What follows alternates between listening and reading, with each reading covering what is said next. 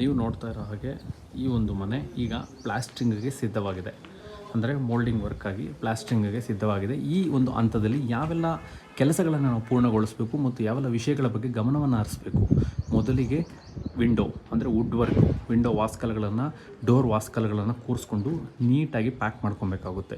ಎರಡನೇದಾಗಿ electrical work ಬಹಳ ಮುಖ್ಯ. ಯಾಕಂದರೆ ಈ ಒಂದು ಹಂತದಲ್ಲಿ ನೀವು ಮಿಸ್ ಮಾಡಿದ್ರೆ ಮುಂದಿನ ದಿನಗಳಲ್ಲಿ ಬಹಳ ತೊಂದರೆ ಆಗುತ್ತೆ. UPS ಪಾಯಿಂಟ್ ಆಗಿರ್ಬೋದು, TV ಪಾಯಿಂಟ್ ಆಗಿರ್ಬೋದು, ಎಲ್ಲ ಸಾಕೆಟ್ಸ್ನ 2 ವೇ 1 ವೇ ಸ್ವಿಚಸ್ ಆಗಿರ್ಬೋದು, ಸಾಕೆಟ್ಸ್ ಆಗಿರ್ಬೋದು, ಫ್ರಿಡ್ಜ್ ಪಾಯಿಂಟ್ ಆಗಿರ್ಬೋದು, ಚಿಮಿನಿ ಪಾಯಿಂಟು, ಪ್ಯೂರಿಫೈಯರ್ ಪಾಯಿಂಟು, ಮತ್ತು ರೂಮ್ಗಳಲ್ಲಿ AC ಪಾಯಿಂಟ್ ಆಗಿರ್ಬೋದು, ಸ್ಟಡಿ ಟೇಬಲ್ಗಾಗಿರ್ಬೋದು, ಐರನ್ಗೆ, ನಿಮ್ಮ ಸಾಕೆಟ್ಸು, ಚಾರ್ಜಿಂಗ್ ಪಾಯಿಂಟ್ಸು, ಮತ್ತು ಗೀಸರ್ ಪಾಯಿಂಟ್ಸು, ಮತ್ತು ಲೈಟ್ ಪಾಯಿಂಟ್ಸು, ಮತ್ತು ಮಿರರ್ ಪಾಯಿಂಟ್ಸು, ಮತ್ತು ಡ್ರೆಸ್ಸಿಂಗ್ ಟೇಬಲ್ಲು ಎಲ್ಲವನ್ನು ನೀವು ಗಮನ ಹರಿಸ್ಬೇಕಾಗುತ್ತೆ. ಮತ್ತು ಆಮೇಲೆ ಅಯ್ಯೋ ನನಗೆ ಫ್ರಿಡ್ಜ್ ಪಾಯಿಂಟ್ ಇಲ್ಲ, ನನಗೆ UPS ಪಾಯಿಂಟ್ ಇಲ್ಲ, ನನಗೆ AC ಪಾಯಿಂಟ್ ಕೊಡಲಿಲ್ಲ, ನನಗೆ ಡ್ರೆಸ್ಸಿಂಗ್ ಪಾಯಿಂಟ್ ಕೊಡಲಿಲ್ಲ ಅಂತ ನೀವು ಬಾಧೆ ಪಡೋದಕ್ಕಿಂತ ಈ ಒಂದು ಹಂತದಲ್ಲಿ ಆ ಎಲ್ಲ ವಿಷಯಗಳನ್ನು ಗಮನ ಹರಿಸಿದ್ರೆ ಬಹಳ ಅನುಕೂಲವಾಗುತ್ತೆ.